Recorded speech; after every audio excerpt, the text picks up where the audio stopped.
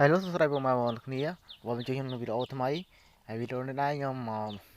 ទរៀនបងប្អូនទាំងអស់គ្នាឲ្យដឹងពីរបៀបបិទអនឡាញនៅក្នុង Facebook ហើយនិង Messenger កុំឲ្យគេដឹងថាយើងអនឡាញនៅលើ Facebook និង Messenger យើង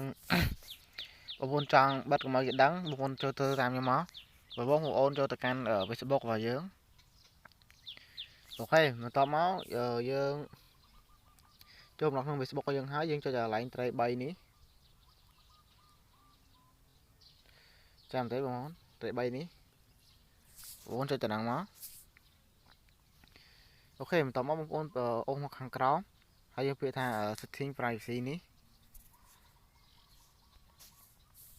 បន្ទាប់មកបងប្អូនយកពាក្យថា setting ខាងលើនេះ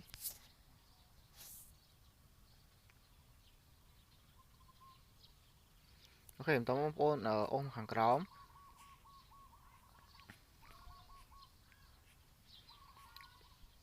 អូរកពាក្យមួយថា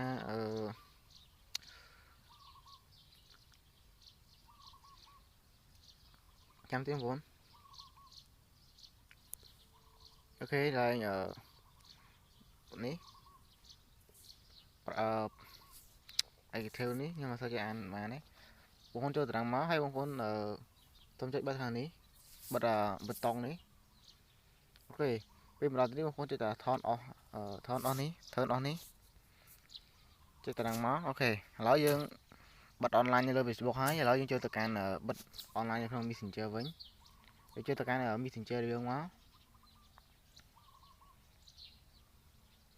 អូខេចាំតិចទៅណែបន្ទាប់ពីយើងចូលក្នុង Messenger យើងហើយយើងនេះយើងចុចកន្លែង profile យើងនេះមកចុចចូលក្នុង profile អូខេបន្ទាប់បងប្អូននេះឃើញកន្លែងនេះអាចធ្វើដូចគ្នាអញ្ចឹងអូខេយើងចូលតំណមកដើម្បីបិទអនឡាញមកយើងដឹងថាយើងបើកអនឡាញឆាតហើយនឹង Facebook អញ្ចឹង